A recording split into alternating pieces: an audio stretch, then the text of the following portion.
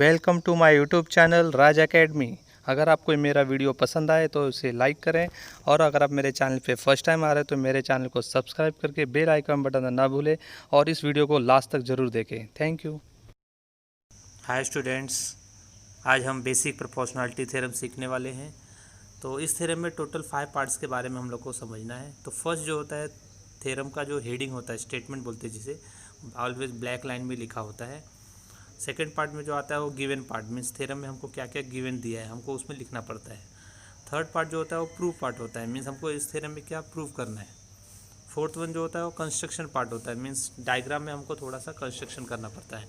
और finally last में जो आता है प्रूफ पार्ट आता है, मीन्स हमको कैसे प्रूफ करके दिखाना है इस थ्योरम को। तो स्टार्ट करते हैं फर्स्ट थ्योरम से।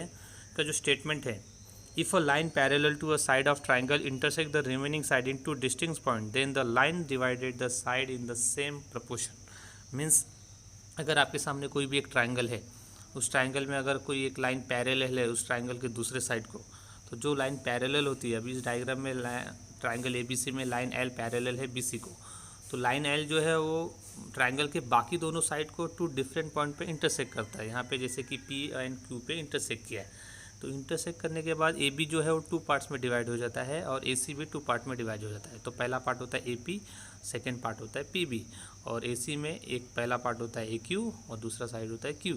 तो इनका जो रेशो आता है वो इक्वल होता है, means A P upon P B is equal to A Q upon Q C. ये इस थ्योरम में हमको सीखना है। तो फर्स्ट हम इसका गिवन पार्ट लिखेंगे। In triangle A B C line L is parallel to line B C and line L intersect A B and A C in point P and Q. हमको proof क्या करना है, A P upon P B is equal to A Q upon Q C. अभी हमको इसका construction देंगे। Construction में हमको segment P C and segment P Q को मिलाना है। अभी नेक्स्ट हम इसका प्रूफ पार्ट देखेंगे। तो triangle A P Q and triangle P Q B have a equal heights. अभी यहाँ पे हम ट्राइंगल ए पी क्यू को देखते हैं, ए P Q, and second one है ट्राइंगल पी क्यू बी। अभी ये दोनों ट्राइंगल का जो हाइट है पी क्यू वो दोनों में कॉमन है। तो hence triangle A P Q upon triangle P Q B is equal to A P upon P B. Equation number 1, area proportionate to the basis. ये रीजन से हमने इसको लिखा है। अभी नेक्स्ट हम आते हैं triangle A P Q and triangle P Q C. अभी ये दोनों ट्राइंगल के में भी जो इनका हाइट जो है पी क्यू वो दोनों में कॉमन है। तो यहाँ पर भी हम सेम फॉर्मूला अप्लाई करेंगे, area of triangle A P Q upon area of triangle P Q C is equal to A Q upon Q C, दोनों का बेस का ratio. Equation number 2, area proportionate to the basis. Next, segment P Q is a common base of triangle P Q B and triangle P Q C. अभी आपने देखा कि जो segment P Q है दोनों ट्राइंगल का common base है। And segment P Q is parallel to B C. अभी P Q and B C both are parallel, अभी हम लोगों ने एक गिवन पार्ट में देखा था। नेक्स्ट क्या होता है कि अगर ये दोनों पैरेलल है पी क्यू और बी सी, तो इनका जो हाइट है P B and Q C वो दोनों भी क्या हो जाएगा, इक्वल हो जाएगा।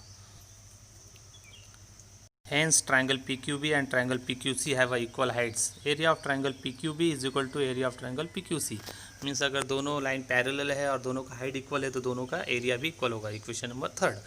अभी इक्वेशन 1, 2 एंड 3 से क्या होगा, चारों एरिया इक्वल हो जाएंगे। तो area of triangle A P Q upon area of triangle P Q B is equal to area of triangle A P Q upon area of triangle P Q C. अब ये चारों area जब equal होंगे तो इनका जो right hand side है ratio वो भी इक्वल हो जाएगा। तो A P upon P B is equal to A Q upon Q C from equation 1 and 2। अभी हमारा थ्योरम यहाँ पे प्रूफ हो जाता है।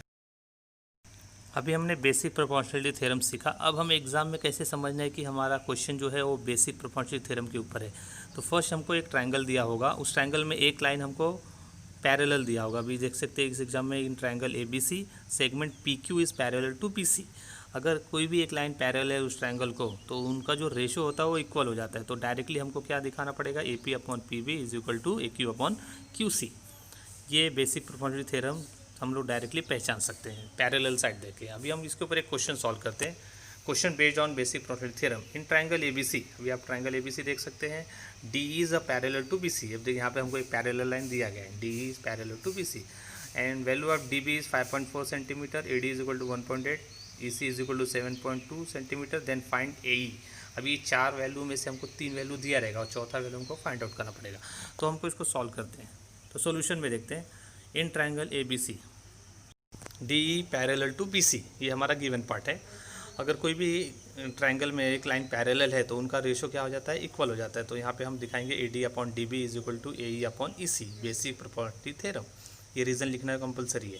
अभी ए डी का वैल्यू 1.8, डी बी का वैल्यू 5.4 और ए ई का वैल्यू हमको फाइंड आउट करना है और ई का वैल्यू 7.2। अब यहाँ पे हम क्रॉस मल्टीप्लाई करेंगे, A E into 5.4 is equal to 1.8 into 7.2। अब यहाँ पे हमको ए ई फाइंड आउट करना है तो 5.4 को हमको राइट साइड में शिफ्ट करना पड़ेगा। जब हम उसको राइट साइड में शिफ्ट करेंगे तो हमारा फाइनल आंसर बनेगा 1.8 इंटू 7.2 अपॉन 5.4।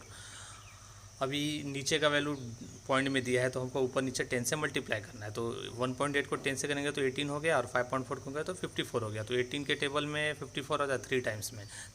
तो 7/2/3 को हम जब डिवाइड करेंगे तो फाइनल आंसर 2.4 आता है। तो finally A is equal to 2.4 centimetre.